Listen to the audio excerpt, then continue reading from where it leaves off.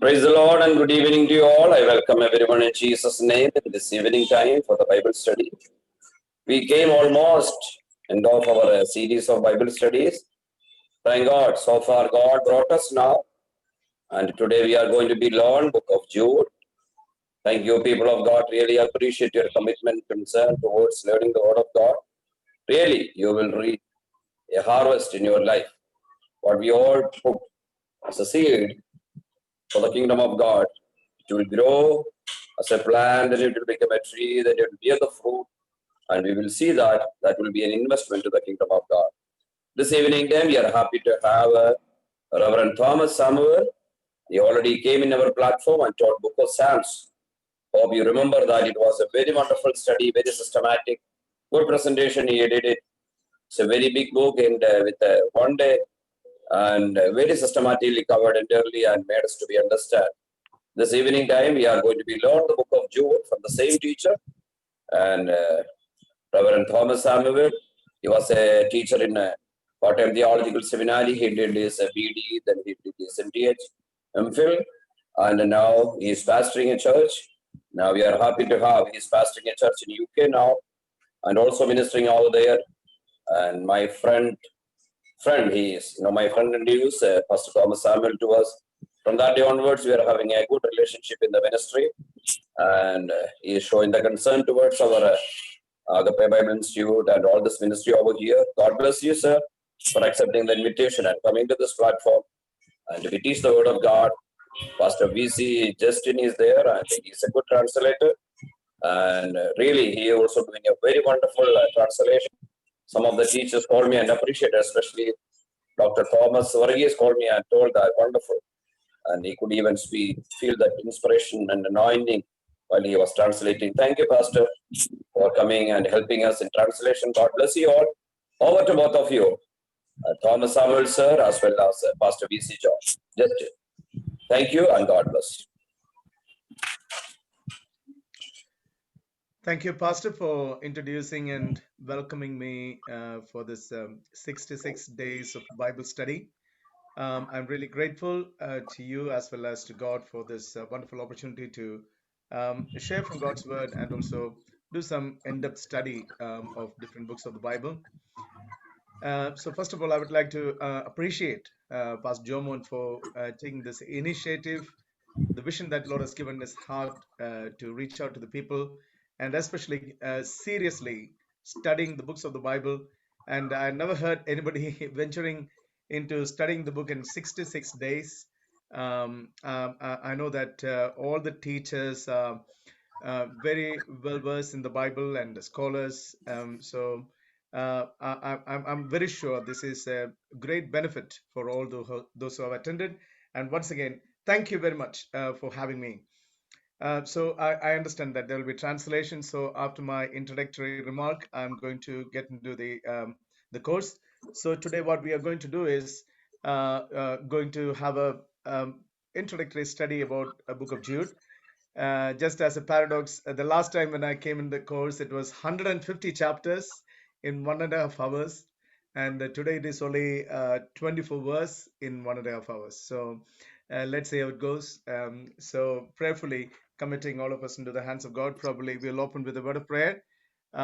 May I pray for you? And towards the end of the class, one of the pastors can lead out in prayer. Heavenly Father, we thank you for this wonderful evening that you've given to us, and it is always exciting and it is always our joy to come around your word and listen from you, Lord.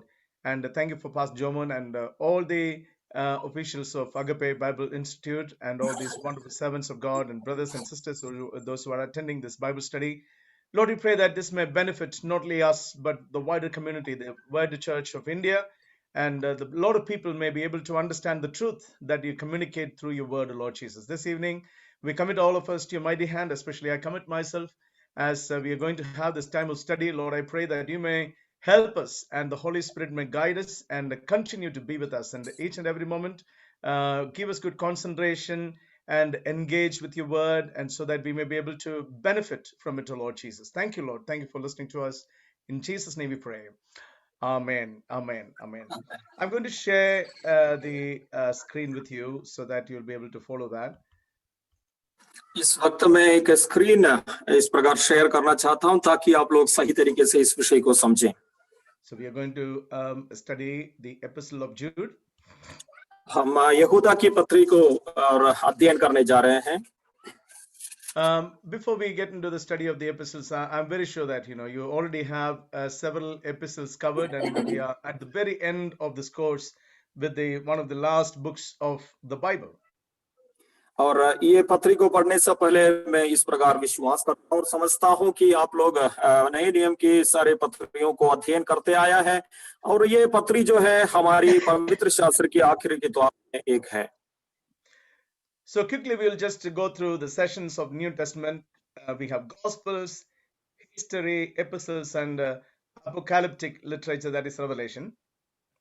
और ये नए नियम में किताबों में हमारे लिए जो सुसमाचार पाए जाते हैं और प्रेरितों का काम यानी इतिहास का किताब और पत्रियां और ये जो भविष्यवाणी के तौर पर अंत के समय में घटने वाले विषयों के बारे में यानी प्रकाशित वाक्य किताब भी हम इस नए में देखते हैं।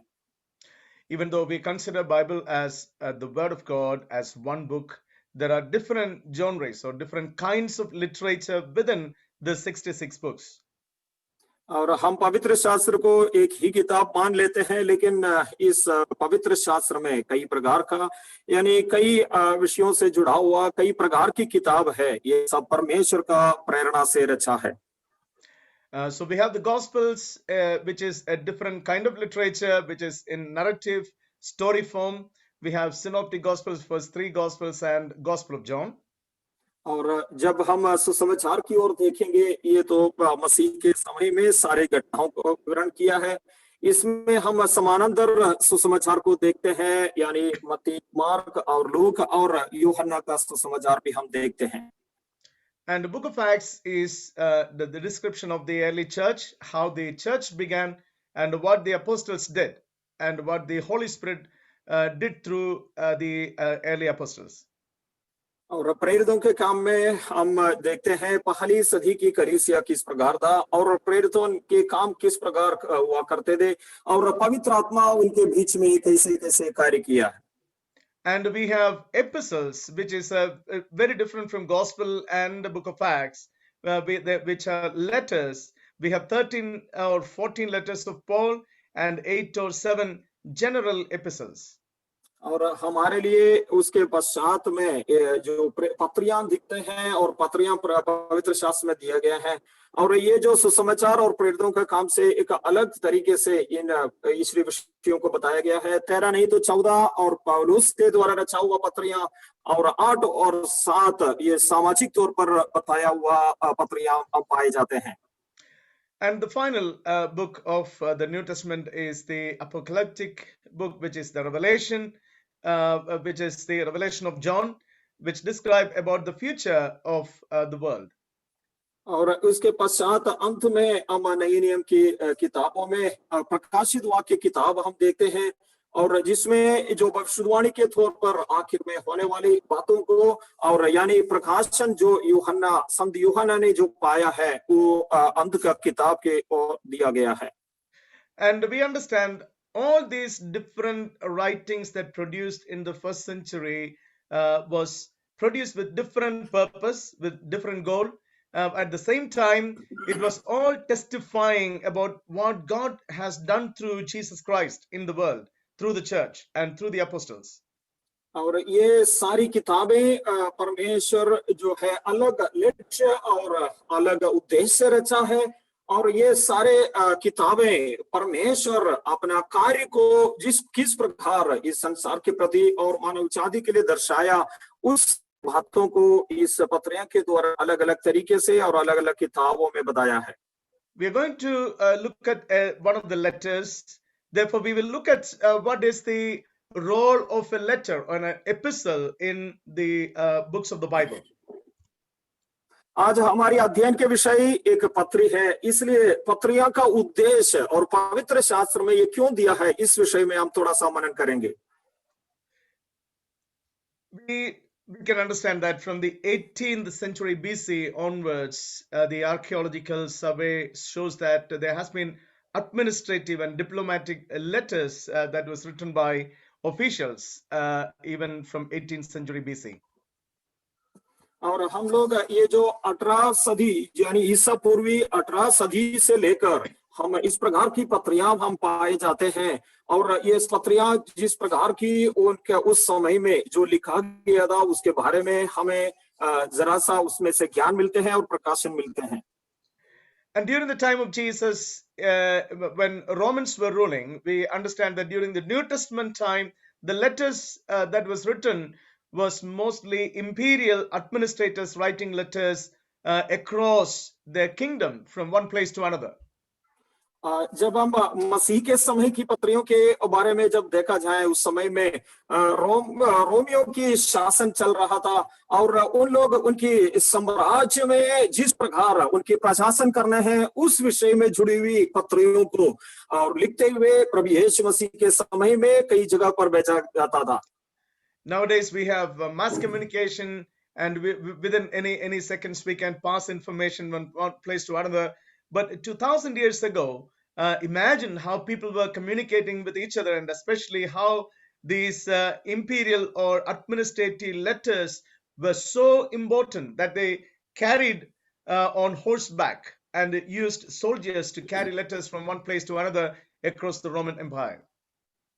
आजकल यानी वर्तमान में हम कई माध्यम के द्वारा लोगों को हमारे संदेश पहुंचाते हैं कुछ ही समय में यानी कुछ सेकंड्स में ही और लोगों के पास संदेश पहुंचाने का आजकल माध्यम हमें प्राप्त हुआ है। लेकिन 2000 साल पहले जब प्रभु यीशु मसीह का समय चल रहा था और देहधारी होकर इस धरती में थे उस समय में किस प्रकार संदेश लोगों तक पहुंचाते थे ये सब बहुत ही और अलग तरीके से हुआ करता था। वो लोग जो सेना के तौर पर सिपाहियों ने और घोड़ों पर जो संदेश को लिए हुए पत्रियों को लिए हुए और अलग अलग जगह जाते थे और लोगों को दिया करता था। Now, in the final point in this slide, you can see that it was not only administrators or for official purpose people who were writing letters, but also philosophers put their ideas across to the people in the form of letters to communicate their philosophy or to teach people. They used the form of letters to write their ideas or philosophies in the form of a letter. और जब हम उस समय के और पत्रियों की और जरूरत के बारे में सोचने के समय में इस प्रकार समझते हैं कि केवल उस समय और राजनीति या प्रशासक के तौर पर या व्यापार के तौर पर ही पत्रियां नहीं लिखते थे। उस समय में जो तत्वज्ञानी लोग अपने और जो इस प्रकार की सिद्धांतों के आशय पत्रियों के द्वारा लिखते हुए और सामाजिक तौर पर लोगों तक पहुंचाने के लिए पत्रियों को इस्तेमाल किया जाता था। One of the Roman philosophers by the name Seneca, he used to write letters to his friend Lucilius. Basically, he is writing ethical issues, used the letter as a means to write about ethical issues of his time as a philosopher. और जो एक रोमी तत्वज्ञानी जो Seneca जो है उसने अपने समकालीन व्यक्ति और ये जो पौलुस की समकालीन व्यक्ति के समय में इस प्रकार एक पत्री लिखकर 24 पत्रियां लिखकर उसके मित्र लूसिलस को पहुंचाया गया था और उसने निबंध के तौर पर कई विषयों को लिखकर और कुछ उस समय की और जो एथिकल इश्यूज को लिए हुए इस पत्री को लिखकर वहां पर लूसिलस को पहुंचाया था। And to write letters, they used the sheet of papyrus, which is the trunk of a plant, and they made it into the paper, and they used that as a sheet of paper to write letters. ये उस समय में पत्रियां लिखने के लिए पापिरस नामक एक ये जो पेड़ का और धड़ को इस्तेमाल करता था और पन्ने के रूप में वो लोग उसको निकालकर उस पर लिखकर वो लोग पत्री भेजते थे। The letters were also written by secretaries. If a very high official or a philosopher or a teacher want to write a letter, they used to have secretaries who wrote letters on behalf of them. So you can see that they just very carefully take a dictation, or they understand what they want to communicate and put it into writing, and or the master writes, or they just tidy it up or correct it. And the secretaries had a major role in writing letters. और उस समय में एक व्यक्ति के लिए और एक उनके सचिव भी इस प्रकार की पत्रियां लिखकर बहुत ही ध्यान से उसकी सारे विषयों को और आशयों को समझते हुए और उनकी और जो सहायक के तौर पर उस व्यक्ति के लिए पत्रियां लिखकर लोगों पर पहुंचाते थे। We understand that Paul also probably used a lot of secretaries to write the Pauline epistles, Paul's letters. पौलुस भी इसी प्रकार अपनी पत्रियों को लिखने के लिए कई प्रकार की सहायक को इस्तेमाल किया कर हम पवित्र शास्त्र से पढ़ते हैं। We have a direct evidence in Romans chapter 16 verse 23 that this particular letter is written. A secretary is involved in writing this letter. His name is Tertius, who wrote this letter. हम Romeo की पत्री 16:23 में इस प्रकार हमें सूचना मिलता है कि ट्रेटियस नामक एक व्यक्ति प्रेरित पौलुस के लिए उस पत्री को लिखकर वहां पर पहुंचाया था। And we also see that in many of the Paul's epistles, we see that the change of handwriting is explained why he changed the handwriting. Probably one of the secretaries were writing the letter and now Paul himself is writing those portions. And especially in Galatians, in these references, you can see on the screen that there is a change of handwriting and Paul explains why there is a change in handwriting. और इसी प्रकार उसका लिखने का तरीका पौलुस की पत्रियों में और कुछ समय के बाद यानी कुछ भाग के बाद कुछ अलग तरीके से दिखाई देते हैं। इसमें से हम अनुमान कर सकते हैं कि प्रेरित पत्रोस स्वयं कुछ भाग लिखा होगा और कुछ भाग उसकी सहायक लोग यानी सेक्रेटरी लोग उसके लिए लिखकर इस पत्री को पूरा किया होगा। इस प्रकार की जो चर्चा जो है हम गलातियों की पत्री में पाए जाते हैं। Therefore, we understand that more than half of the New Testament is in the form of a letter, which communicate very serious concerns and issues and doctrines, which we practice even today as the Christian churches all around the world. नई नियम की शिक्षाओं में और आधे से ज्यादा हम पत्रियों के द्वारा हमें नए नियम में पाया गया है और कलीसिया से जुड़े हुए कई विषयों को कई सिद्धांतों को और कई बातों को परमेश्वर के अनुग्रह से इन पत्रियों में हम पाते हैं। Most of these letters were written with a particular aim in the mind of the author, and they were addressing some serious concerns and situation in a particular church or in an area. So they are raising some issues and giving warning, and for various things the letters were written, which we use even today. जब प्रत्येक पत्री को जब हम निकाल कर उसको समझने के लिए प्रयास करें तो इस प्रकार का विषय हमें समझ में आता है कि जब कलीसियों को पत्र लिखने के समय में कुछ गंभीर विषय जो उस कलीसिया में हो रहा था उसके लिए उत्तर की तौर पर और चेतावनी के तौर पर और उस वहां पर जो हो रहा है उस प्रकार की झूठे शिक्षाओं के विरुद्ध में चेतावनी देते हुए लिखा हुआ पत्रियों को हम पाते हैं। We will now look at the letter of Jude in particular. We are going to look at a letter of Jude. This is not different from any other letters that is written in the ancient time, which has a particular structure, which we are going to see. और अब हम यहूदा की पत्री की ओर आते हैं। ये पत्री और जो पुरानी समय में जो लिखा हुआ पत्रियों से विभिन्न नहीं है। इसकी शैली और इसमें जो जिस प्रकार इस लिखने के लिए तरीका अपनाया है वो सब पुरानी समय में जो पत्रियां लिखने की तरीका से इस्तेमाल किया है। As you can see on your screen, there are only 25 words, and it is one of the smallest epistle. और हम स्क्रीन में देखे हुए इस प्रकार समझ में आता है ये बहुत ही और छोटा पत्री में एक है और इसमें केवल 25 आयतें हैं। And it begins with introduction of the author and who this letter is sent to. The center and the author is mentioned.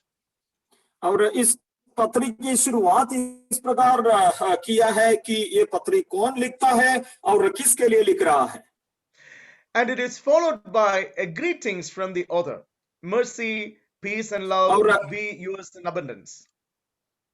साथ में अभिवादन करते हुए लेखक ने इस प्रकार बताया है दया और शांति और प्रेम तुम्हें बहुतायत से प्राप्त होता रहे।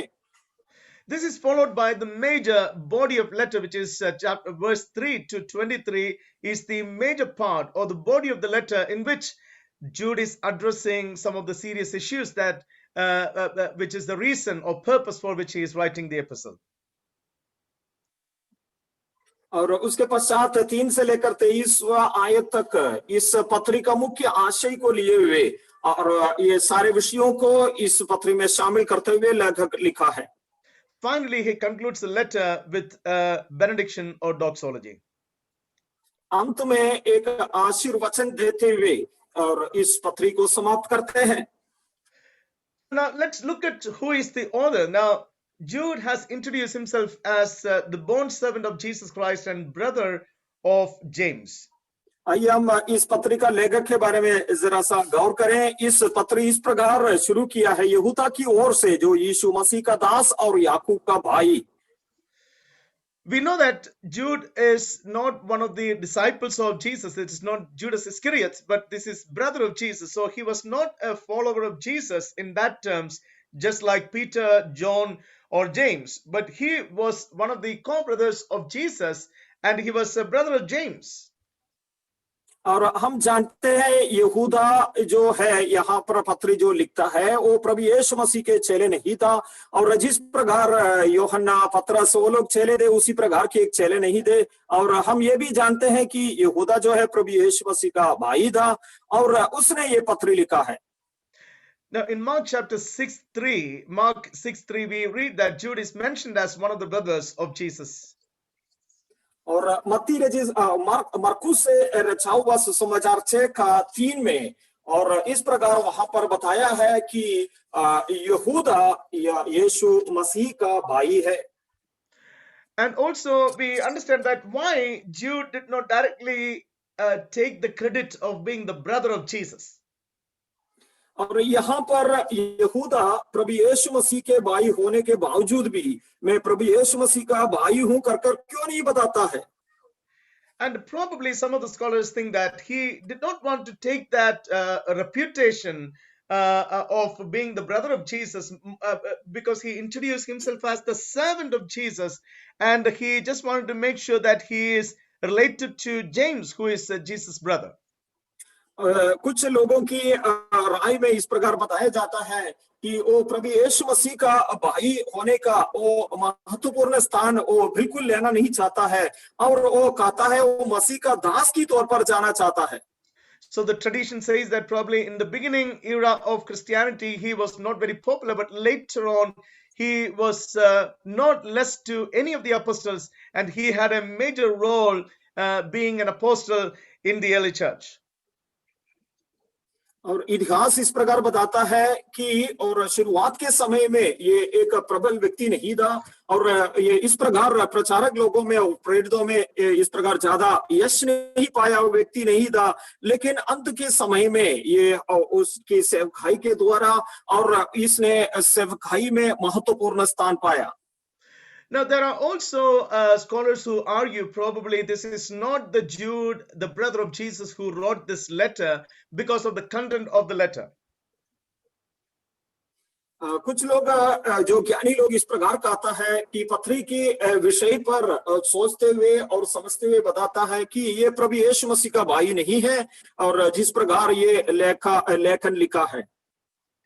Now, when you look at some of the verse like verse 17, dear friends, remember what the apostles of our Lord Jesus Christ foretold, maybe referring back to a previous time of history when the apostles were alive and they were teaching.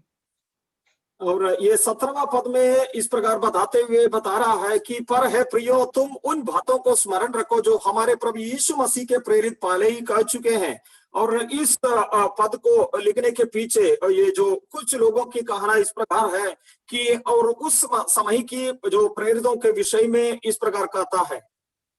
And also it is referring to speaking about the faith as a fixed body of doctrine. Probably it is happening in a later period of time. All these are indicating the letter is written in a much later period other than the first century. और यहाँ पर जो विश्वास की विषय जो बताया है ये सब देखते हुए इस प्रकार बता रहा है कि ये जो पहली सदी में लिखा नहीं होगा, कि ये जो सब पश्चात में आया हुआ विषय है, इसलिए बहुत ही और जो देरी होकर इस पत्री का रचना हुआ है। And the third reason is probably the quality of the Greek words and the vocabulary and style of writing may not be like a villager, like a Jude, who could have written this letter. और तीसरा विषय इस प्रकार कहते हुए इस तर्क को लोग आगे रखता है कि इस पत्री का भाषा जो इस प्रकार यूनानी भाषा में जो जिस शैली में लिखा है, ये एक गांव में रहने वाला व्यक्ति को इतने आसान नहीं है। तो ये इस प्रकार संभावना है कि ये प्रभु यीशु मसीह का भाई यहूदा से ना रचा हो। So let's look at the argument a bit more closely, whether it is true. आइए हम इस तर्क को बहुत ही ध्यान से देखें कि ये सही है कि नहीं। The verse 3 talking about the faith which we have to hold on, and also referring back to the time of apostles, is just, he is talking about what the apostles and Jesus taught. It need not to be a past event that happened in the past. Probably is referring to something that is already happening in his lifetime. और ये यहाँ पर तीसरे आयत में बताया हुआ जो विश्वास के विषय जो कहता है, ये कुछ भविष्य में हुआ उस बात के नहीं है। वो प्रभु यीशु मसीह और प्रेरितों का समय में ही जो विश्वास के विषय में जो कहा गया है, उसी विषय के बारे में कहता है। And also when he is talking about faith, it is like faith that is mentioned in Galatians or Romans, several other letters that is mentioning about the Christian faith as a set of doctrines which is already formed in the first century. और जब एक और जो तर्क इस प्रकार हम आगे रख सकता है कि यहाँ पर जो विश्वास के विषय जो कहा है, इसी प्रकार चर्चा गलातियों की पत्र, रोमियों की पत्र में भी बताया है। और ये विश्वास की सिद्धांत ये पत्र लिखने के पहले ही वो औपचारिक तौर पर बन चुके थे।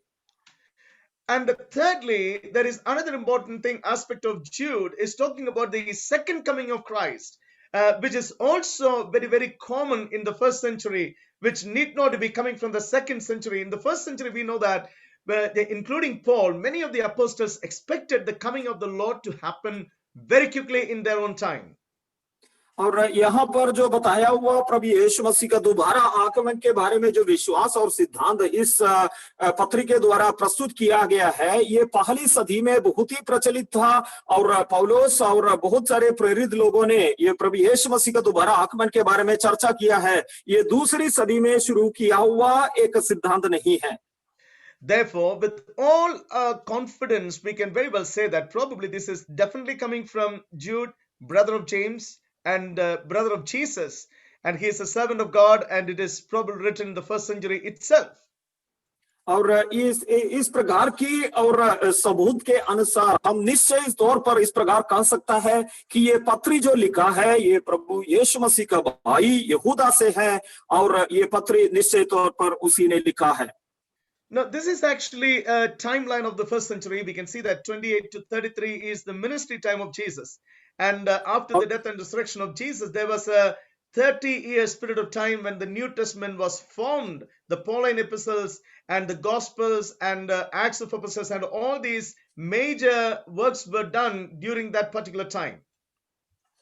और हम ये नई नियम की पहली सदी में जो जिस प्रकार पवित्र शास्त्र की रचना हो रहा था, उस समय के और उसके इर्द गिर्द की समय की चर्चा इसमें स्लाइड में दिया गया है। और प्रभु यीशु मसीह का जो सेवकाई जो है और उसकी मृत्यु और पुनरुत्थान, ये जो सन 28 से 33वां साल के बीच में हुआ है। और उसके बाद जो प्रेरित पौलुस के द्वारा जो पत्रियां लिखा है, और 20 और 30 साल के समय में उसके पश्चात जो बाद में जो लिखा गया है।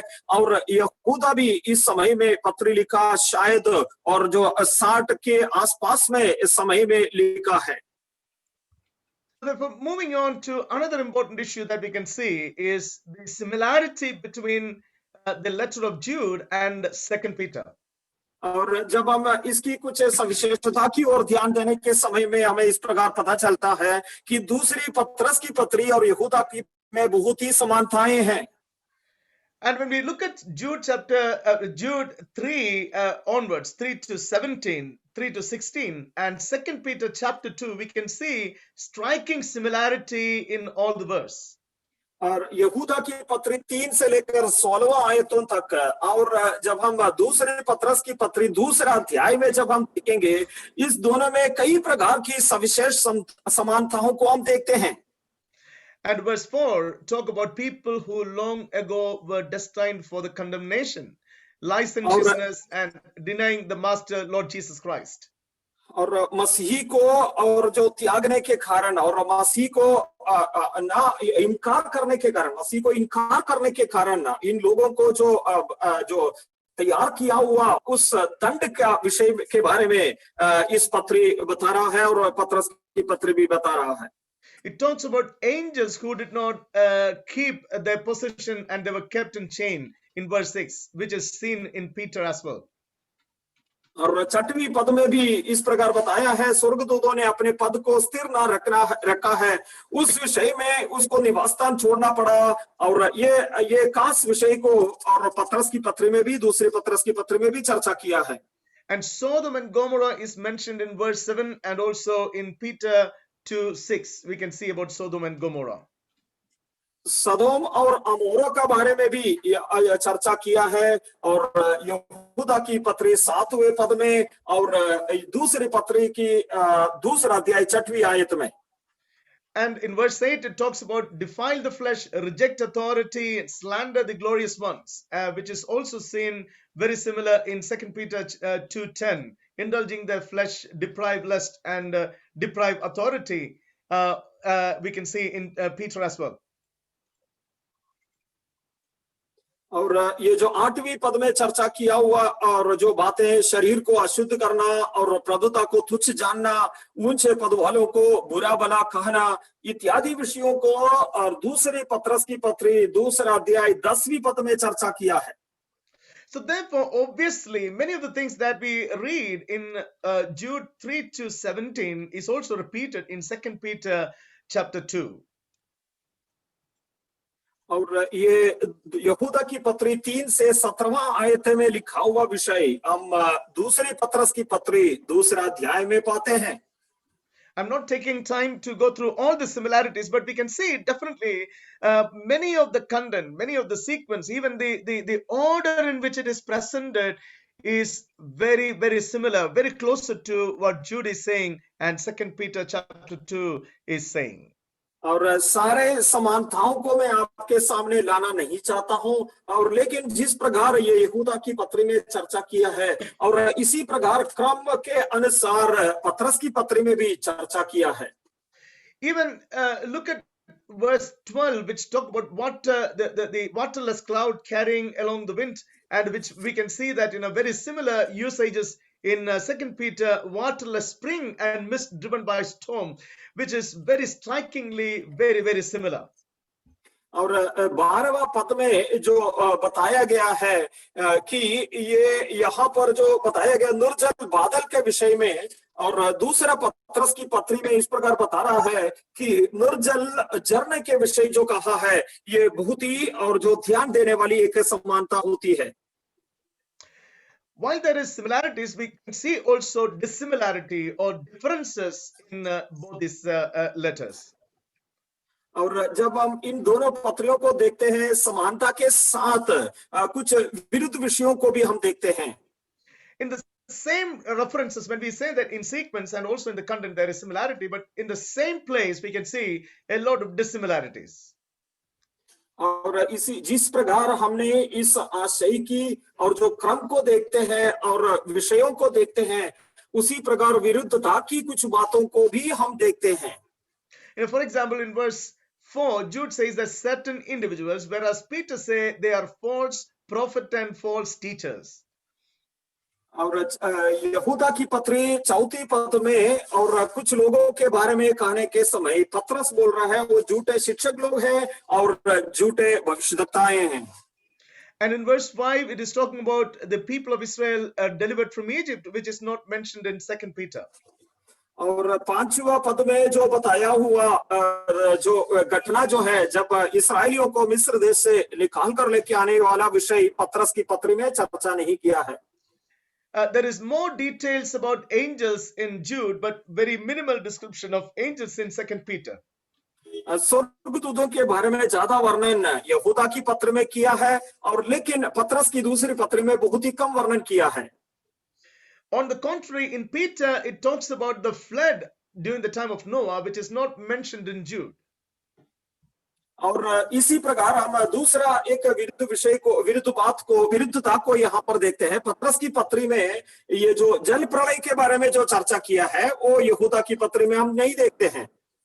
Peter get into a lot of details about the escape of Lot or rescue of Lot, which is very rarely mentioned in Jude. और यहूदा की पत्री में लोत को बच निकलना और जिस प्रकार वहां से और जो बच गया उसके जो बहुत ही विस्तार में वर्णन किया है। And Jude mentions about the archangel Michael, which is not mentioned in Peter. It simply says strong and powerful angel.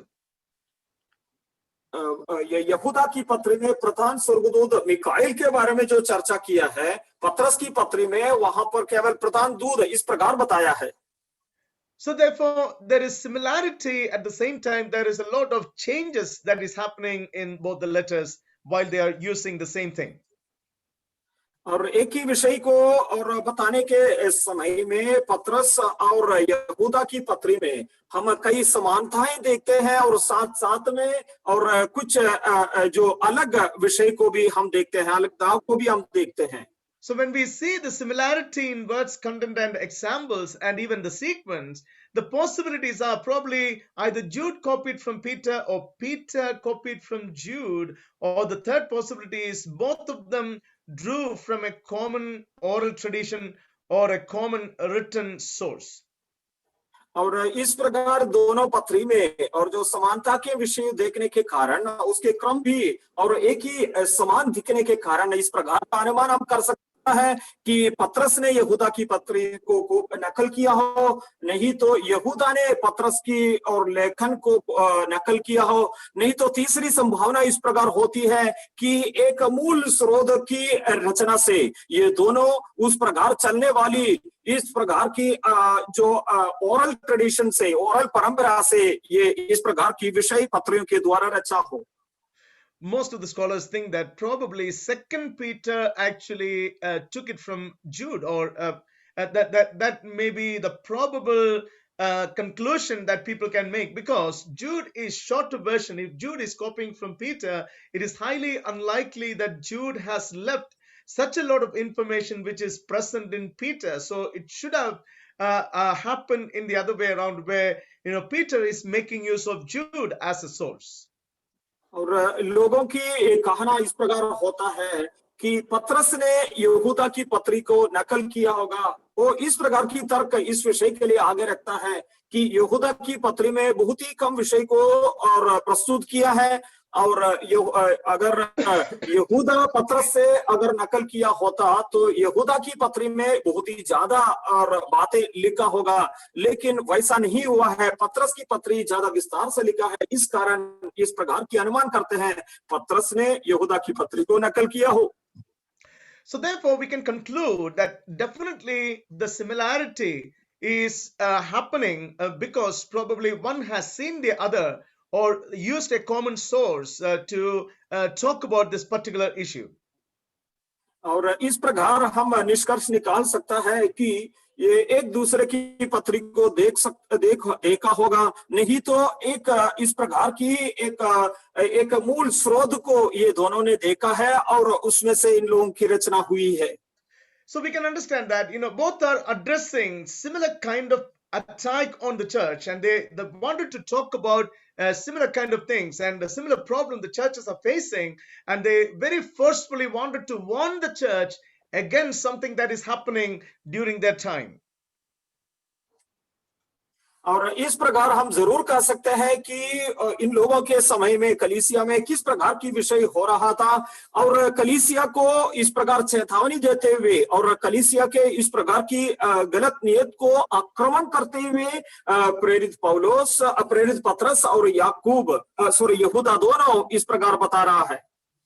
So therefore, in Jude's epistle, what we are going to look at the rest of the 45 minutes, which is remaining in our class, is the main content of the letter is focused on the false teaching that attack the church. Therefore, Jude is asking the believers to contend for their faith and stand firm in their faith.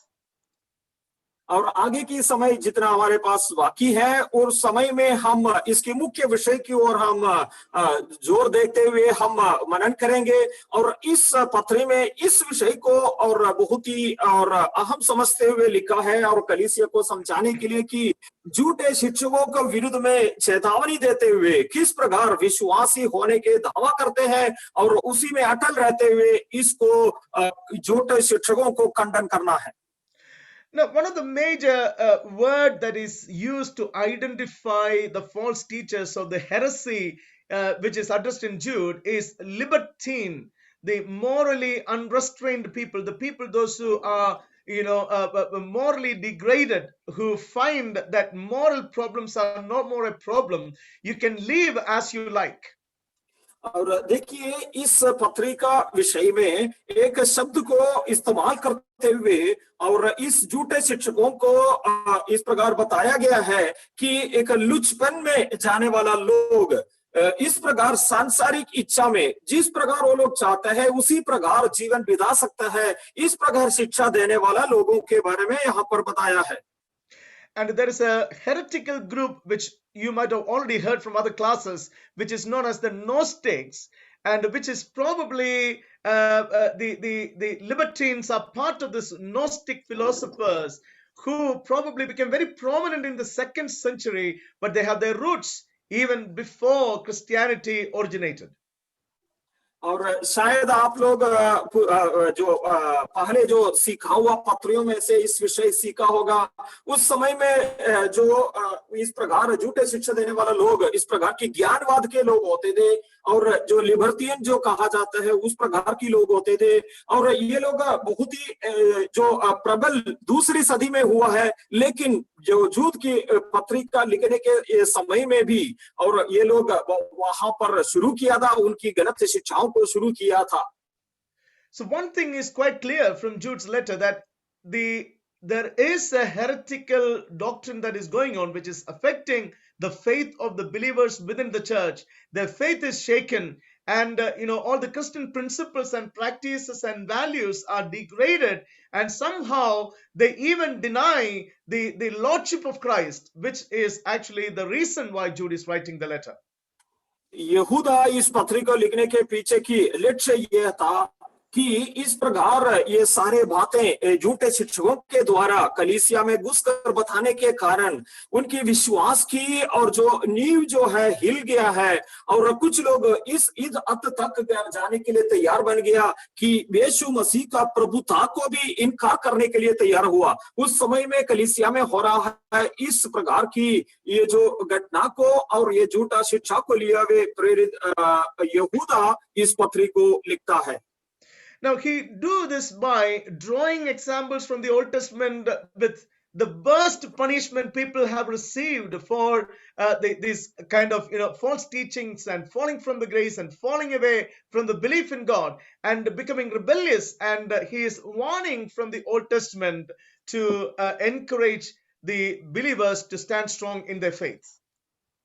इस प्रकार विश्वास से पीछे जाने वाले लोगों को विश्वास में स्थिर रखने के लिए प्रोत्साहन करते हुए और पुराना नियम की कुछ घटनाओं को उनके सामने प्रस्तुत करता है। Now, before your screen, you can see that therefore the key themes. There are 6 major things that we can find in Jude, which are Christians need to defend their faith. मसीह लोगों को और जो बताने के लिए यहाँ पर 6 विषयों को प्रस्तुत किया है और मसीह लोग अपने विश्वास को दृढ़ता से थामे रहना है। False teachers may be identified by their moral character. और उनकी और जो नैतिक स्वभाव को देखते हुए झूठे शिक्षकों को हम पहचान कर सकते हैं। God will judge false teachers. झूठे शिक्षकों को परमेश्वर दंड देगा। Saints must be endured to be saved. संत लोगों को और विश्वास में टिके रहते हुए उद्धार प्राप्त करना है।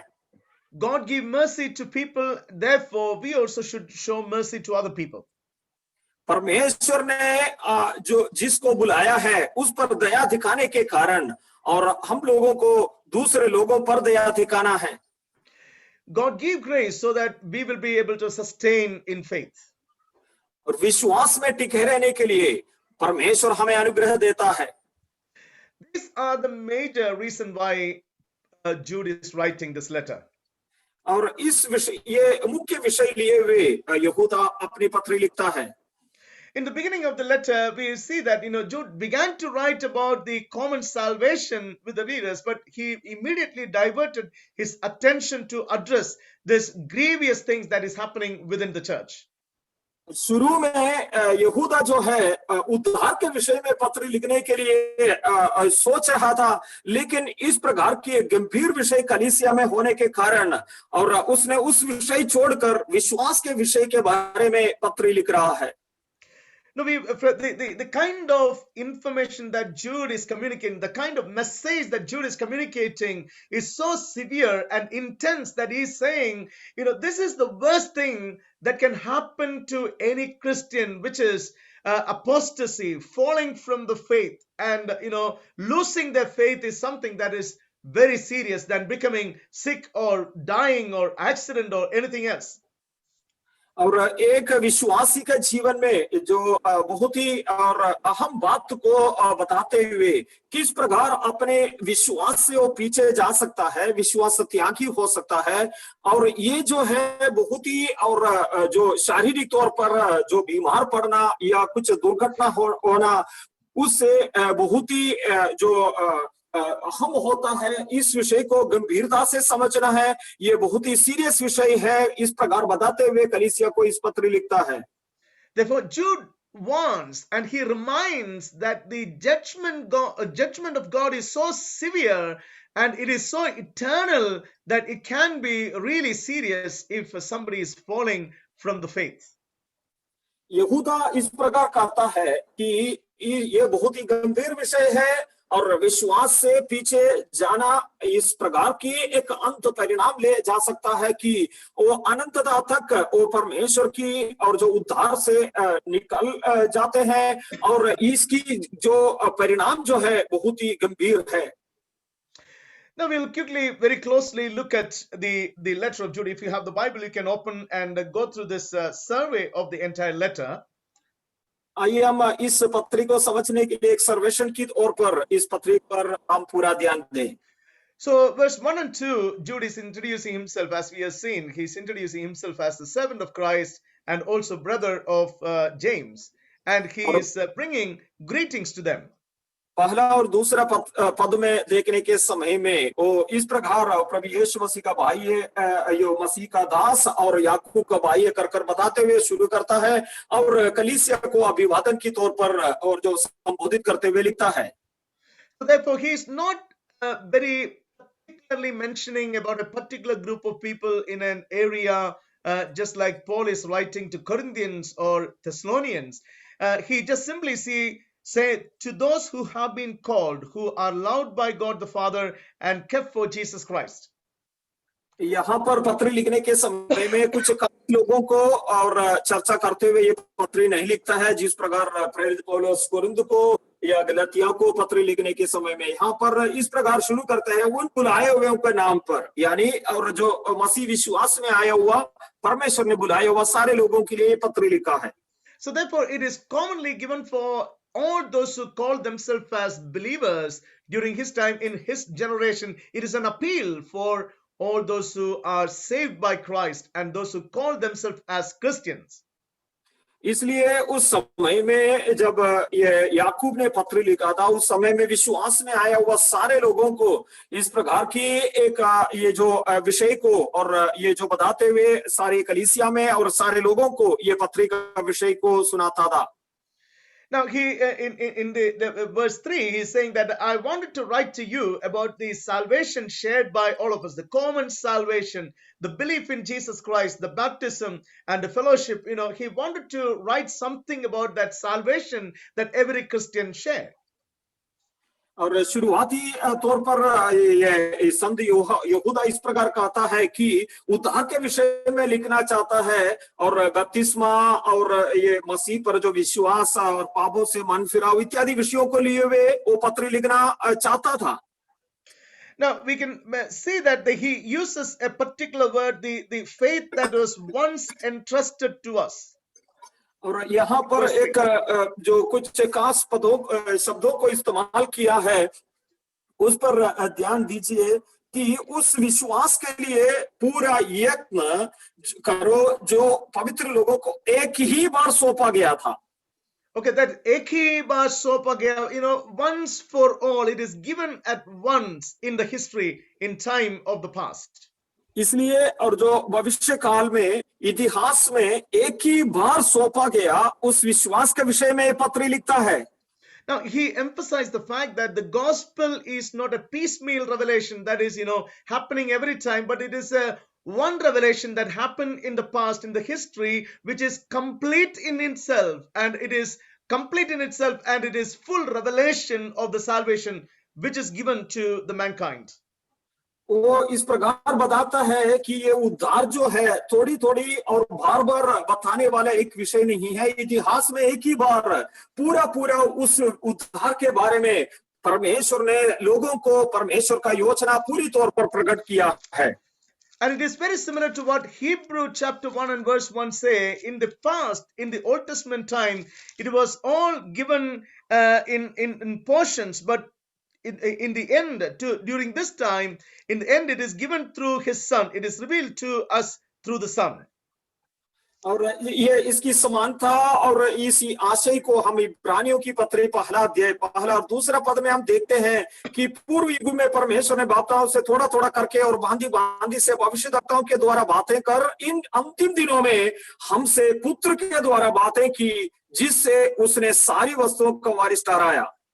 So therefore he is emphasizing the fact that the revelation that we got through Jesus Christ is full and complete, and it is finished and it is complete in itself, and we do not need any more elaboration or additional revelation about anything that God wanted to reveal to us about the salvation. इसलिए यहूदा इस प्रकार कहता है कि जो प्रकाशन हमने परमेश्वर से जो पाया है वो पूरा है, वो संपूर्ण है, और आगे इस उद्धार के विषय में हमें इससे जुड़ा हुआ कुछ और प्रकाशन की बिल्कुल जरूरत नहीं है। Therefore, in the New Testament, in other places also, we can say that appointed to man once to die, Christ offered himself once. We can see this expression in other epistles as well.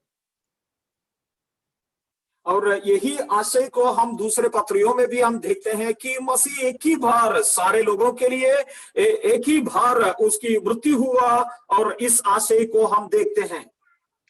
And we can understand that all this revelation happened through Jesus, and it is complete even in the gospel. Jesus is teaching through the Sermon on the Mount, the Great Commission, and all these things are already given, which Jude is referring as the teaching that is happened in the past and entrusted to us once for all. और वो इस प्रकार बता रहा है प्रभु यीशु मसीह के द्वारा प्रकाशन जो हमें मिलता है, और जो पहाड़ी उपदेश में प्रभु यीशु मसीह जो उपदेश हमें बताता है, और ये जो महान आज्ञा की तौर पर प्रभु यीशु मसीह और ये जो जगत में सारे लोगों को सुसमाचार बताने के विषय, ये सारे विषय जो पूरी तौर पर और संपूर्ण तरीके में हमें दिया गया है। Now, let's move to verse 4, which talk about certain individuals. We have seen that before, that Jude is talking about certain individuals. He is not naming anybody. He is not mentioning who the false teachers are. He is not referring to any philosophies, but he simply said that certain individuals. और देखिए ये चौथी पद में हम लोग इस प्रकार देखते हैं कुछ ऐसी लोगों का विषय, और यहाँ पर मनुष्यों को यहाँ पर बताया है, और किसी को नाम लेते हुए कुछ भी नहीं बताता है, और किस प्रकार की झूठे शिक्षा दे रहा है इसको भी बिल्कुल चर्चा नहीं करता है। और यहाँ पर इतने बताते हुए वो बता रहा है कुछ ऐसे लोग तुम्हारे बीच में घुस गए हैं। Even though their name is not mentioned, he say that what they are doing. और उनका नाम तो नहीं कहता है, और लेकिन वो क्या करता है उसके विषय में बताता है। In the following, in that verse 4, we see that they have slipped in among you, they are ungodly people. They pervert the grace of God into license for immorality and deny Christ our Lord. और 4 का अंत जो दूसरा भाग में इस प्रकार का आता है कि वो लोग भक्तिहीन हैं और हमारे प्रभु यीशु मसीह के अनुग्रह को लुचपन में बदल डालते हैं और हमारे एकमात्र स्वामी और प्रभु यीशु मसीह का इनकार करता है। Now we can say that probably he received the information through some letter or somebody visited him, and he definitely came to know this is happening in Christendom, in the church. और शायद इस प्रकार उन्हें कुछ सूचना मिला हो और या कोई आकर इस विषय के समाचार दिया हो और इस प्रकार ईसाई जगत में इस प्रकार की और जो झूठे शिक्षा चलते आ रहा है। Now, many of the apostles in the early church found that the greatest danger of the church is within the church, not from outside, from Nero or from the Roman soldiers or outsiders, but rather than outsiders, the biggest danger is within the church itself. ये पहली सदी में जो प्रेरितों ने और बाहरी रूप से आने वाली सत्ताव यानी जिस प्रकार नीरो सम्राट ने किया था उस प्रकार की बाहर से जो आ रहा है उस सत्ताव से अधिक आपत्ति इस प्रकार की विषय को समझता था कि और जो चर्च की यानी कलीसिया की भीतर से ही और झूठे शिक्षा उठकर खड़े होते हैं और लोग विश्वासियों को बहका देते हैं।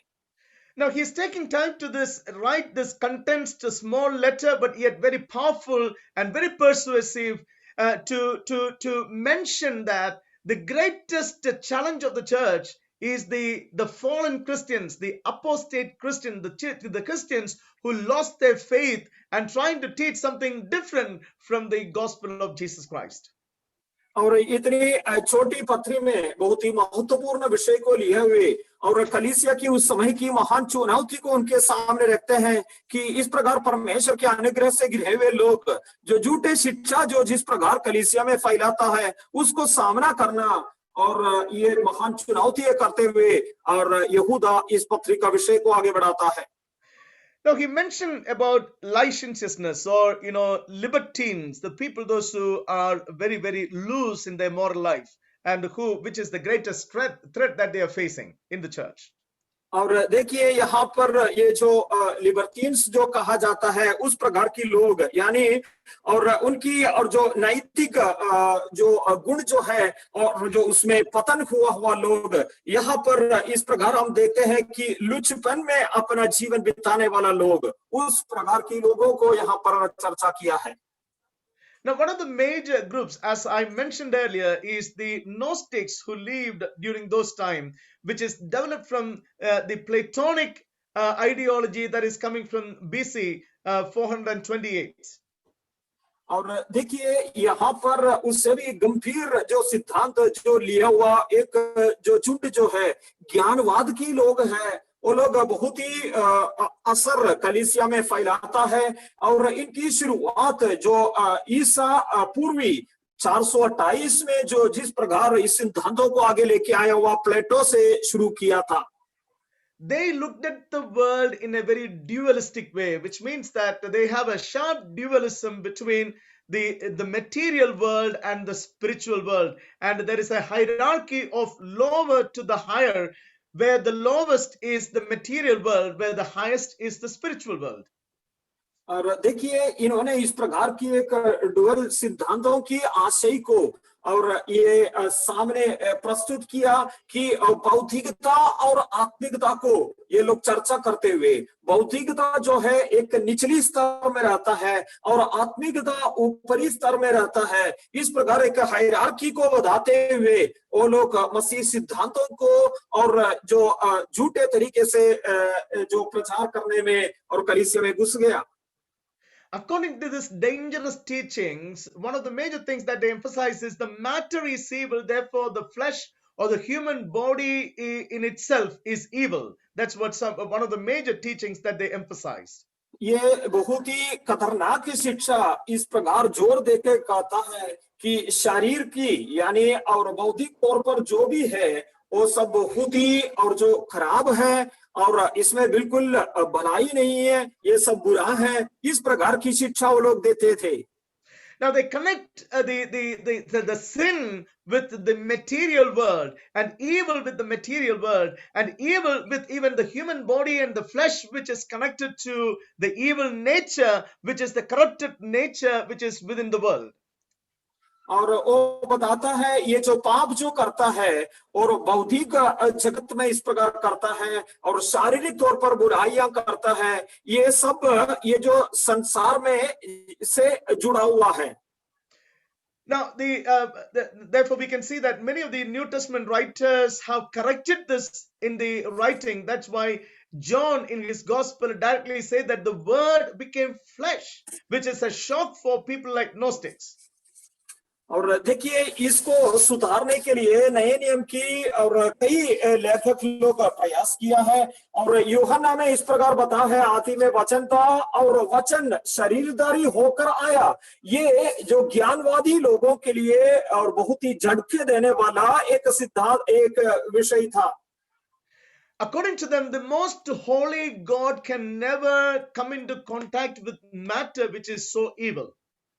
और उनकी कहने अनुसार जो पवित्रता में विराजमान परमेश्वर कभी भी और जो एक भौतिक वस्तु में या एक भौतिक शरीर ले आकर आना असंभव है.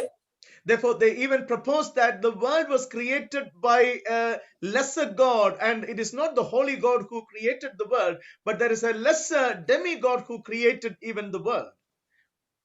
और इसलिए वो कहता है जो सर्वशक्तिमान परमेश्वर से एक छोटा एक दूसरी ईश्वर ने ये सारी सृष्टि की रचना की.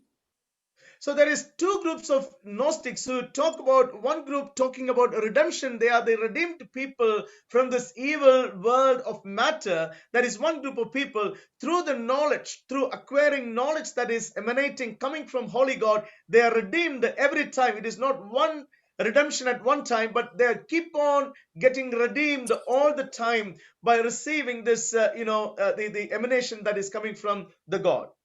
और यही अज्ञानवादी लोगों की जो अंतर ही हम दो प्रकार की झुंड को देखते हैं. और इसमें एक लोगों की मत इस प्रकार होते हैं, वो लोग ये जो भौतिक विषयों से यानी जो मटेरियल से उन्होंने छुटकारा पाया है. और दूसरा लोग इस प्रकार कहता है कि ज्ञान के अनुसार जो ज्ञान जो है और जो पवित्र परमेश्वर से जो निकलता है उसको प्राप्त करते हुए वो लोग छुटकारे की ओर बढ़ते जाता है. So probably the group of people who attack the Christians or influence the Christians who Jude is addressing are the people who propose that, whatever you do with the body has no effect on your spiritual life because, after all, matter is evil. So what you do with the body is okay. You can lead an immoral life and it is not going to affect you in any way. और इसलिए यहाँ पर ज्ञानवादी लोगों में से इस झुंड इस प्रकार की एक सिद्धांत मसीह विश्वासियों के बीच में और प्रचार करने के लिए कोशिश करते हैं कि जो शरीर जो है बुरा है, इसलिए शरीर में जो भी करता है वो बुराई होता है. लेकिन ये जो शरीर की विषय और आत्मिक विषयों के साथ में कोई संबंध नहीं. इसलिए तुम विश्वासी होने के नाते कितना भी लुचपन का विषय करते जाओ उसमें कोई फर्क नहीं होते. So there was a growing trend of controversy within the Christianity itself to deny the humanity of Jesus or deny the divinity of Jesus by saying that the divinity and humanity cannot live together in one person, which is Jesus Christ. ये इस शिक्षा के कारण मसीह विश्वासियों के बीच में इस प्रकार का और जो सिद्धांत निकलने लगे कि प्रभु यीशु मसीह शरीर ऊपर नहीं आया है. कुछ लोग इस प्रकार कहता है प्रभु यीशु मसीह शरीर पर नहीं आया कर कुछ लोग बोलते हैं और जो प्रभु यीशु मसीह जो आया है वो और जो ईश्वरीय गुण के साथ नहीं आया है. इस प्रकार दोनों विषयों को बताते हुए विश्वासियों को सच्चा विश्वास से बहका दिया. So therefore, that is the very core message of Christianity. Once you deny the divinity and humanity of Jesus, or of God, coming together in one person in Jesus Christ, there is no message which is relevant for the world through Christianity. देखो मसीहत की बुनियादी तौर पर जो विश्वास और सिद्धांत इस प्रकार होता है कि परमेश्वर की ईश्वरीयत जो है और एक जो शारीरिक तौर पर मानविकता में जुड़ा हुआ है, और ये जो मानुषिक शरीर में प्रभु यीशु मसीह आया और सारे ईश्वरीय गुण के साथ प्रभु यीशु मसीह जीवित रहा, इस विश्वास जो है मसीहत की और जो बहुत ही बुनियादी तौर पर विश्वास रखने का वाली एक विषय होती है। So therefore, the early Christians were threatened by this heresy of talking about the divinity of Christ, denial of the divinity of Christ, which was a major attack on their faith in Jesus. और इसलिए पहली सदी के विश्वासियों में और ये जो इस प्रकार की जो शिक्षा जो है इस तरीके में जो चल रहा था कि प्रभु यीशु मसीह का ईश्वरीयत को भी इनकार करने के लिए विश्वासियों को मजबूर कर रहे थे। And the second important thing that Jude is addressing here is misinterpretation of the grace of God, which is used as a license to engage in immoral activities among the people. और दूसरा विषय इस प्रकार यहाँ पर यहूदा चर्चा करता है कि और जो परमेश्वर का अनुग्रह जो है और शारीरिक तौर पर कुछ भी करने के लिए और अनुमति देता है, इस प्रकार की विवक्षा से वो लोग बताते हैं। Now from 5 to 16, we are going to look at 5 to 16 in a few minutes time, which having expressed the problem, having addressed the issue, now he is coming up with the Old Testament examples in these words. और वहां की समस्या को और वहां पर चर्चा करने के पश्चात 5 से लेकर 16वीं आयतों तक प्रेरित यहूदा इस विषय को बताता है कि पुराना नियम की सुधि दिलाते हुए और इस बात को समझाता है।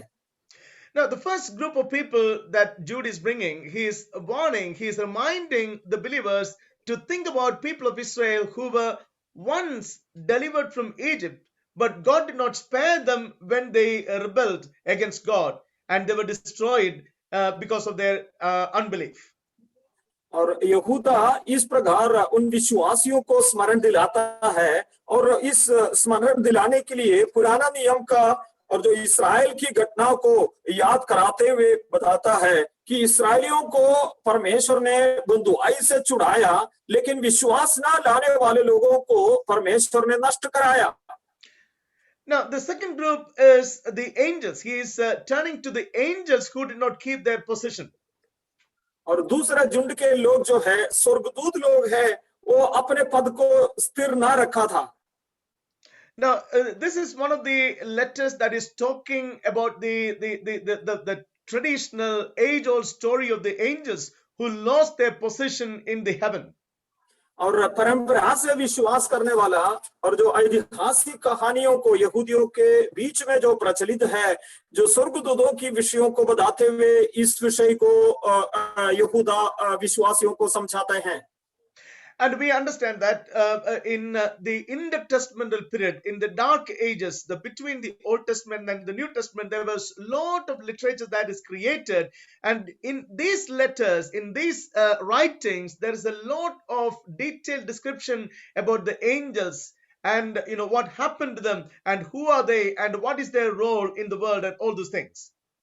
जो पवित्र शास्त्र की अंतकाल की युग में यानी पुराना नियम और नए नियम के बीच में और जो समय काल था, उस समय में कई सारी और जो निबंध और कई सारी लेखन लोगों ने लिखा था, उसमें इस प्रकार बहुत सारे विषयों को चर्चा करते हुए ये जो स्वर्गदूतों के बारे में भी बहुत बातें बताया था। And the only reference that we have about the fall of the angels is probably Genesis chapter 6, where the sons of God is mentioned there. They are not introduced as angels, but it says that sons of God had an affair with the human women, and they produced the giants of the ancient past. और हो सकता है पुराना नियम में जो उत्पत्ति का किताब में चर्चा किया हुआ स्वर्गदूत आकर जो मनुष्य की पुत्रियों के साथ जो संबंध रखा और उस विषय को हम उत्पत्ति की किताब में हम देखते हैं। And also in Isaiah we read about the fall of the Lucifer as another interesting portion about the fall of the angels. और ये स्वर्गदूतों के बारे में दूसरे किताब जो चर्चा करता है वो यशायाह नबी का किताब है, वहां पर लूसीफर की पतन के विषय के बारे में कहा है। So Jude is referring to probably the apocalyptic apocryphal books, or also from the Old Testament, and warning them from the history, from the past, from the Jewish history and literature, that even God could not spare the angels, and they are banished into darkness and kept in chain until the judgment day. हो सकता है ये यहूदा जो है इस किताबों को और जो अपोक्रिफा किताबों को और सूचना लिए हुए, और ये जो परमेश्वर ने स्वर्गदूतों को भी रख नहीं छोड़ा, तो और इस प्रकार जो विश्वास ना करने वाले लोगों को और अपना पद को स्थिर ना रखने वालों को परमेश्वर इतना भयंकर दंड देने वाला है। Even he is mentioning about the Sodom and Gomorrah and how God punished this particular city because of the sexual immorality that they have committed. और ये जो इस प्रकार की लुचपन की विषय के कारण सदोम और अमोरा को और आसपास के नगरों को और ये जो व्यभिचारी होने के कारण और उन्हें नष्ट किया, उस दृष्टांत को भी यहूदा यहाँ पर चर्चा करते हैं। So therefore, drawing several examples from the Old Testament, Jude is warning the believers that if God did not spare the people of Israel who once redeemed by God, and the angels who were serving God, how much more punishment will be received by even the present generation of his own time. और इसलिए और जो जिन लोगों को परमेश्वर ने बंधुआई से छुड़ाया था, विश्वास ना रखने के कारण उनको और जंगल में नष्ट किया, और परमेश्वर की सेवा करने वाले स्वर्गदूतों को भी और उनको पद स्थिर ना रखने के कारण और जो निवास छोड़कर चले जाने के कारण परमेश्वर ने उन्हें अंधकार में डाल दिया। इस दृष्टांतों के द्वारा और यहूदा विश्वासियों को चेतावनी दे रहा है। When we come to verse 8, actually he's coming back to the heretical false teachers and talking about the ungodly people polluted their own body through the strength of their dreams. और यहाँ पर जो 8वीं पद में जब आने के समय में उनके शरीर की अशुद्धता के कारण और परमेश्वर का प्रभुता को तुच्छ जो जान गए हैं और भक्तिहीन विषयों के द्वारा और ऊंचे पद वालों को बुरा भला कहता है, और इस प्रकार की स्वप्नदर्शी लोगों के विषय में उनकी भविष्य में होने वाली दंड के बारे में सूचना देते हुए कहता है। Again, Gnostics are the people who emphasized a lot of vision, ecstasy and revelation, and they claim that all this revelation and ecstasy and all these visions are liberating them and giving them more chance to engage in immoral activities in their life. And probably Jude is actually referring to these kind of dreams and visions that is giving a lot of excitement even for the Christians during his time. और देखिए इस प्रकार की विषय में ज्ञानवादी लोगों की और उनकी तरीका को बताते हुए और यहूदा इस प्रकार विश्वासी लोगों को बताता है, जिस प्रकार ज्ञानवादी लोग बहुत ही स्वप्न और दर्शन और जो भविष्यवाणी के बारे में बहुत कुछ बातें जो प्रभु परमेश्वर से पाया है, और इस प्रकार की दर्शन स्वप्न और भविष्यवाणी और प्रकाशन जो है उन्हें और उनको चुराते जा रहा है। इस प्रकार बताते हुए विश्वासियों को कहने के कारण वो लोग एक्साइटमेंट में इस प्रकार विश्वास करते हैं और उन लोगों के पीछे जाते हैं। इस प्रकार उनको चेतावनी देते हुए यहूदा इस यहाँ पर बता रहा है। And in verse 11, he has chosen 3 characters from the Old Testament, which are Cain, Balaam, and Korah. और 11वां पद में पुराना नियम की 3 व्यक्तियों को और लिए हुए यहाँ पर बता रहा है। वो लोग ये है, काइन है और बिलाम है और कोरा है। And why did he choose these 3 people particularly? There are so many other people who committed sin, but he has very carefully chosen 3 individuals, Cain, Balaam, and Korah, probably for the following reasons. और ये पुराना नियम में पाप किया हुआ कई सारे लोग होने के बावजूद भी बहुत ही ध्यानपूर्वक काइन को, बिलाम को और कोरह को क्यों चुन लिया है? हो सकता है उसके कारण जो है आगे बताया है। There are 2 important reasons. The first reason is the kind of punishment these 3 people received from God. ये उसका पहला कारण ये हो सकता है कि ये तीनों लोगों ने जिस प्रकार परमेश्वर से दंड पाया, उसकी भयानक तरीके से दंड पाया, उसको सूचना देते हुए कहता है। He wanted to really remind the believers about the fierce punishment that they could receive for the wickedness that people are doing in the past.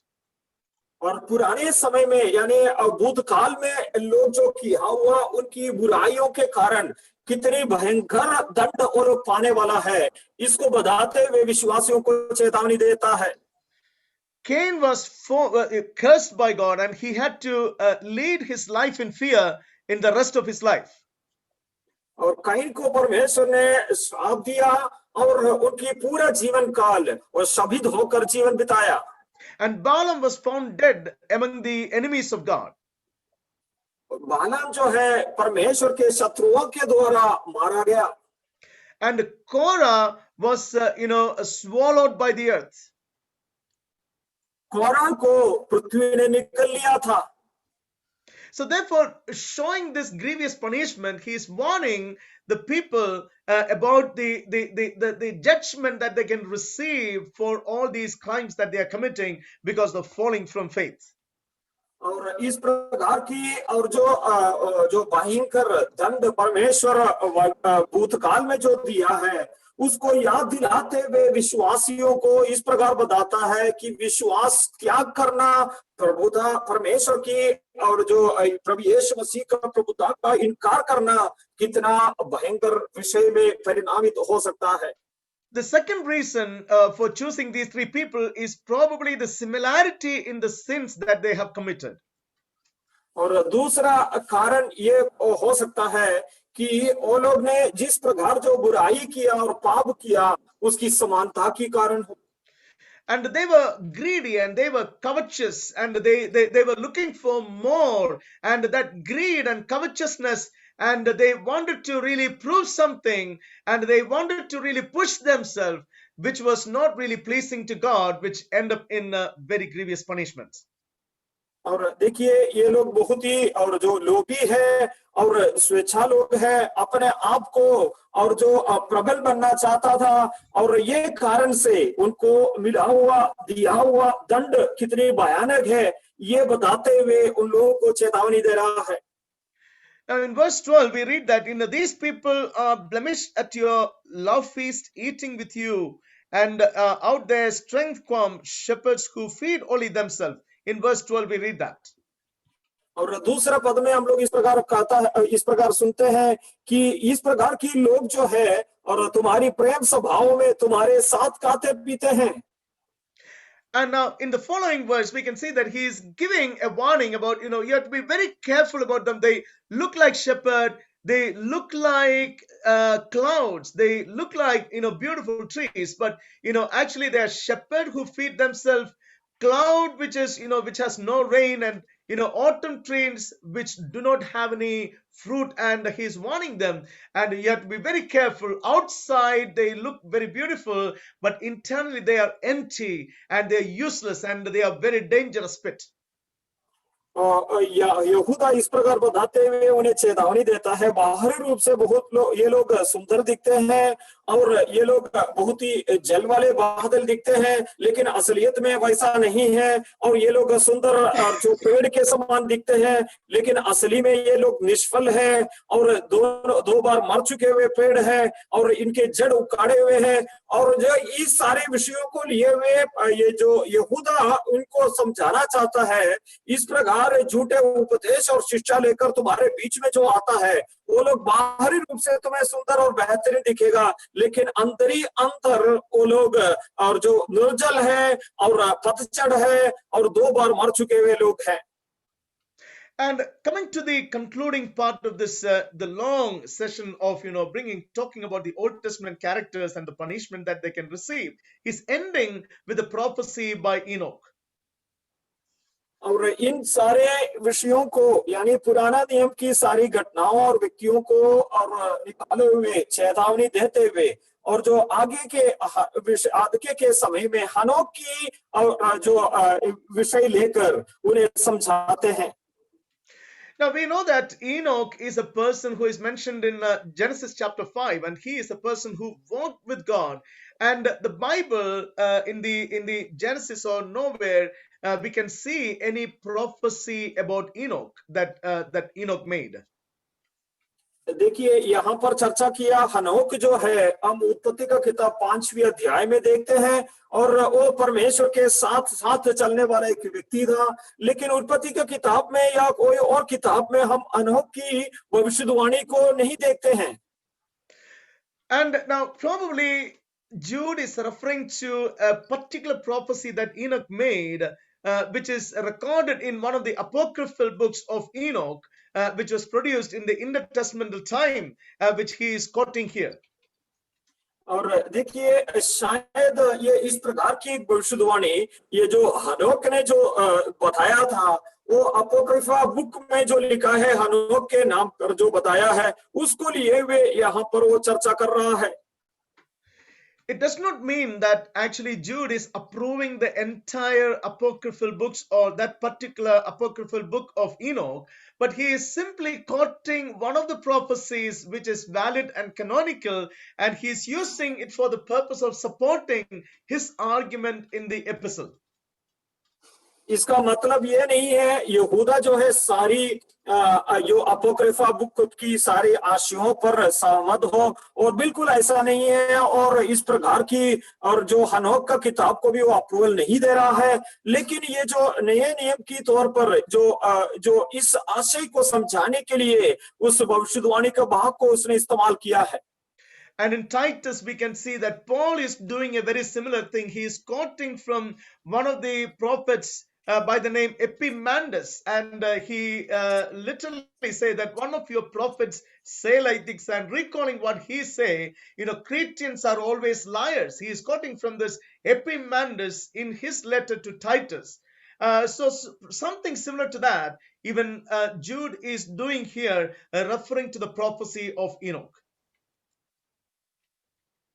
और शायद इस प्रकार की एक आशय जो है प्रेरित पौलुस भी और तीतोस की पत्री में इस्तेमाल किया है, और जब कृत्य के लोगों के विषय में और कहने के समय में जो एपिमानस जो व्यक्ति है उसके विषय में चर्चा करते हुए बताता है कृत्य के लोग वो झूठे लोग हैं, इस प्रकार बताता है। शायद इस प्रकार की शैली यहूदा ने इस्तेमाल किया हो।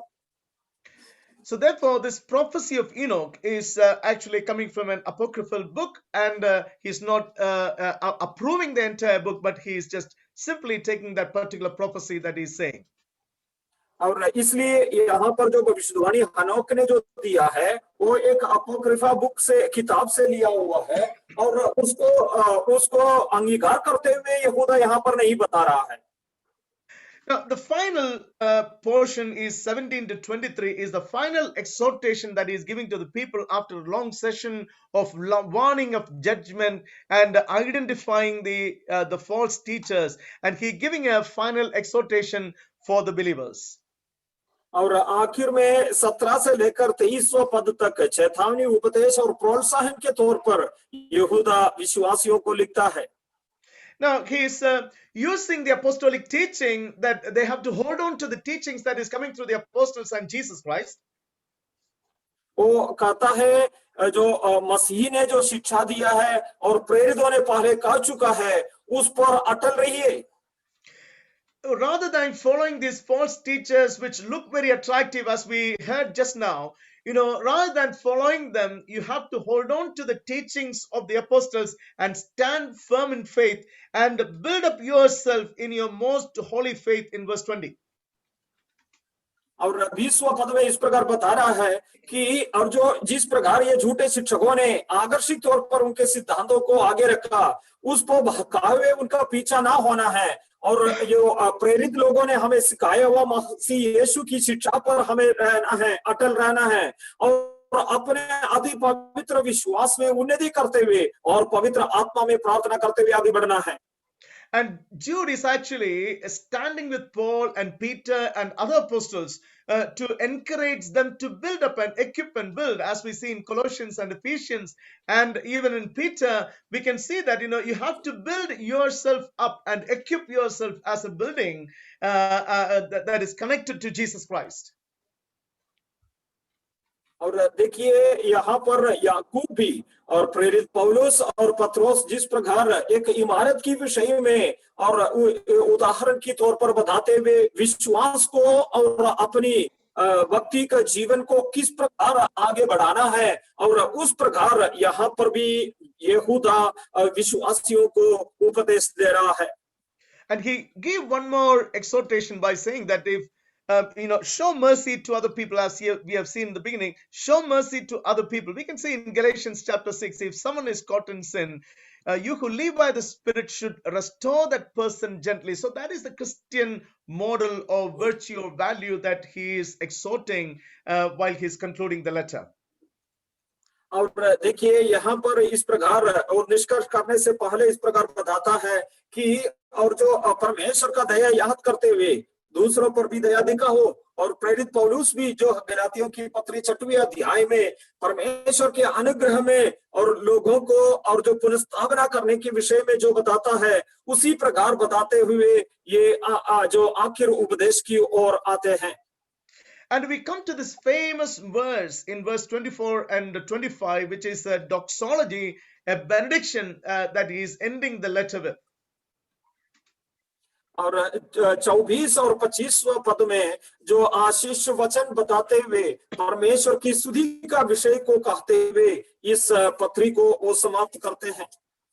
I just want all of us to read that particular verse, and which says that now unto him that is able to guard you from stumbling and set you before the presence of his glory without blemish, in exceeding joy, to only God our Savior, through Jesus Christ our Lord, be glory, majesty, dominion, power before all time and now and for evermore. Amen.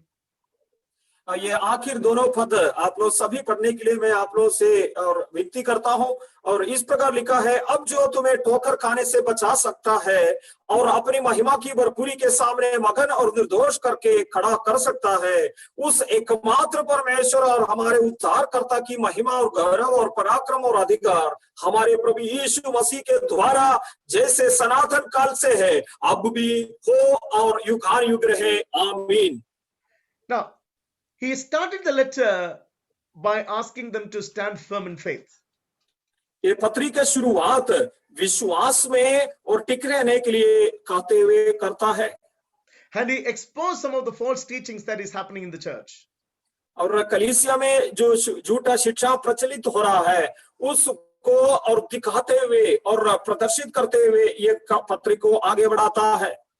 Using the examples from the Old Testament, he has given some warning about the punishment that some of the Old Testament characters have received. पुराने नियम की घटनाओं को और व्यक्तियों को और जिस प्रकार उनकी बुरी बर्ताव के कारण दंड पाया, उसको बताते हुए विश्वासियों को चेतावनी देते हैं. And finally, he encourages people to stand firm in faith, and he ends the letter by saying, there is a God, there is a Savior who is able to guard you from stumbling and present you without blemish in the presence of God. इन सारे बातों को कहते हुए विश्वास में टिके रहने की आवश्यकता को समझाते हैं और बताता है ठोकर खाने से बचाने वाला एक प्रभु यीशु मसीह हमारे लिए है. And actually, the role of the doxology is giving glory and worship and honor for he who is able to make a stand without stumbling. और देखिए पूरी स्तुति और महिमा आदर परमेश्वर को देते हुए इस प्रकार बताता है ठोकर खाने से बचाने वाला प्रभु यीशु मसीह को इस प्रकार सारी महिमा और सारी गौरव और पराक्रम देता है. We can see, the doxology or blessing or word of benediction is very common in the Old Testament, and also there are several of them in the New Testament. इस प्रकार आशीष देने वाला जो आशीर्वचन हम पुराना नियम में भी और नए नियम में भी हम देखते हैं. If you look at the structure, we can see that the person whom praised is mentioned. और यहाँ पर जो स्तुति करने वाला व्यक्ति को पहले और जो बताया है, and it is followed by a praise or glory which is given to this person. और इस व्यक्ति को किस प्रकार गौरव, आदर और महिमा देता है वो बताया है। And it finishes with a formula of eternal blessings forever and ever, and ends with an amen. और इस प्रकार की एक फॉर्मूला से समाप्त करता है कि सनातन काल से और जो हमारे युगान युग और रहने वाला प्रभु यीशु मसीह को आमीन कहते हुए समाप्त करते हैं। And that is a very beautiful way of ending any exhortation that the Old Testament, the apostles have given in the New Testament time.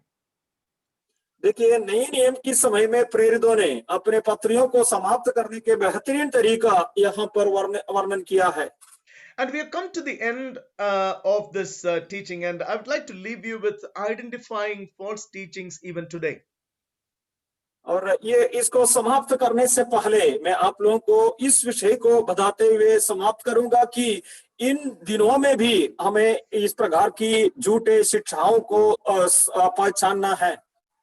And I don't want to get into a lot of details, but having looked at what Jude is doing in his time, we have a responsibility to identify false teaching of our time. और इसकी विषयों पर ज्यादा और गहराई में मैं बताना नहीं चाहता हूं, लेकिन जिस प्रकार यहूदा उसकी समय में और झूठे शिक्षकों को पहचान लिया, इसी प्रकार हमें भी झूठे शिक्षकों को पहचानना है। There are three important things I would like to emphasize and close. और इसमें से तीन महत्वपूर्ण बातों को बताते हुए मैं समाप्त करूंगा।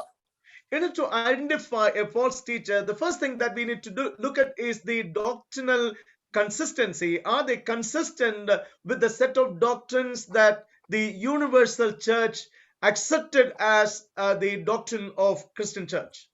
सबसे पहले हमको इस विषय को पता करना है कि ये जो इस प्रकार शिक्षक लोग आते हैं, उनकी शिक्षा जो सार्वजनिक कलीसिया यानी जो ईसाई जगत में जो प्रामाणिक तौर पर अंगीकार किया है, वही शिक्षाओं को लिए हुए ये लोग आ रहे हैं कि नहीं। So whether it is Paul or any of the New Testament writers, they have laid out the doctrines very systematically in the New Testament, which is the foundation of Christian church. और देखिए, मसीहत की जो नींव जो है और प्रेरितों ने खास तौर पर जो पौलुस से द्वारा लिखा हुआ और जो पत्रियों से पाए जाते हैं उस सिद्धांतों के अनुसार बनी हुई है।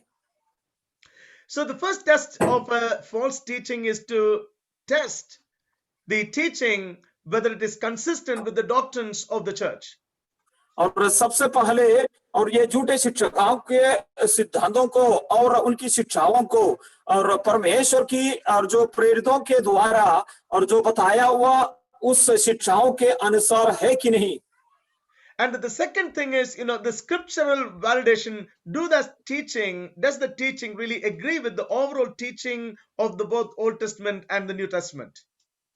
और दूसरा विषय ये जो है और पवित्र शास्त्र यानी पुराना नियम की और नई नियम की और पवित्र शास्त्र और इनकी शिक्षाएं उसके अनुसार होता है कि नहीं, इसको भी हमें परखना है। Finally, how do we really apply those principles into day-to-day life? और तीसरा विषय यह है कि हमारे और जो प्रतिदिन के जीवन में और इस शिक्षाओं को कैसे हमारा जीवन में हम लागू करेंगे। If there is a disagreement with what we are teaching, what we are preaching, and also our actions, they are known as hypocrites. और देखिए, अगर हम जो बताते हैं और जो हम करते हैं इसका दोनों में और बिल्कुल और जो इसका दोनों में अंतर है, ये दोनों एक जैसे नहीं होता है। ये इस आशय को दर्शाता है कि वहां पर कपटता है। So therefore Jesus very, very critically looked at the actions of Pharisees because they were hypocrites. और देखिए, जो फरीसी लोगों को बहुत ही और ध्यान से उनको सारे बातों को प्रभु यीशु मसीह ने देखा, क्योंकि वो लोग पाखंडी लोग थे। We have come to a time of this lockdown and coronavirus and everything that is happening around the world, where the church is entering into a different phase of history, where the normal course of doctrines and practice of the church is changed into a different sort of relationship within the church.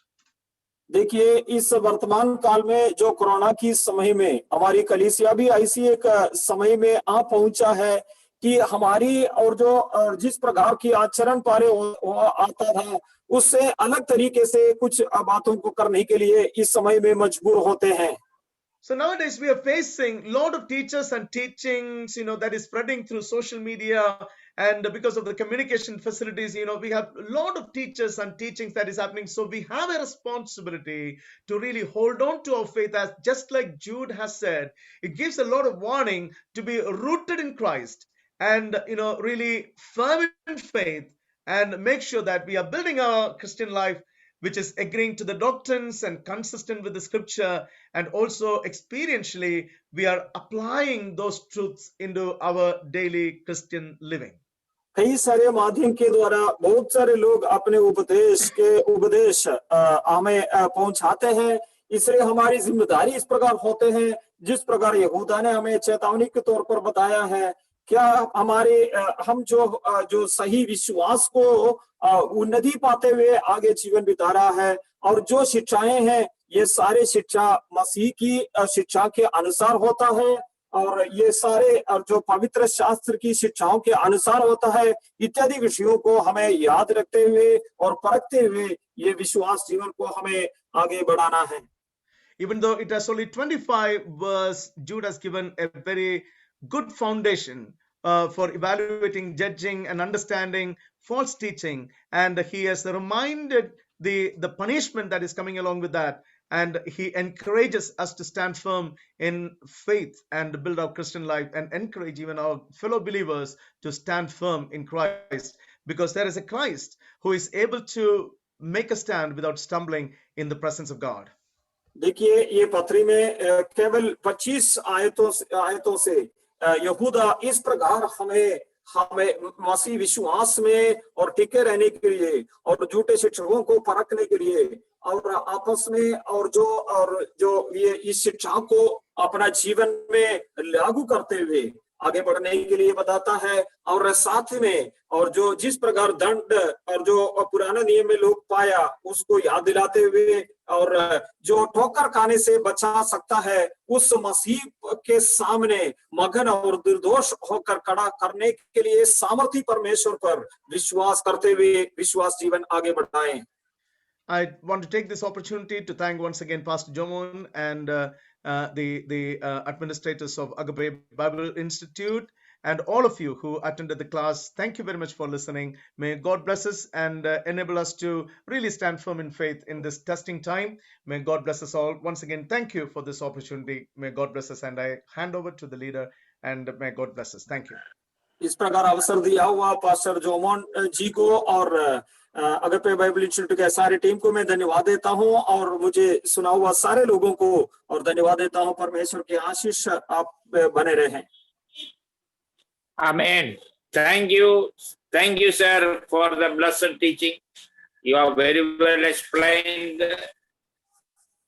this book of Jude and the practical things, and a very good revelation and applicability in our life to be away with the false teachers and false doctrines. Thank you, sir. We are praying for you, and also Pastor V.C. Justin has translated it very beautifully, nicely. Thank you, both of you. May God bless you. Now we will go for the intercessory prayer.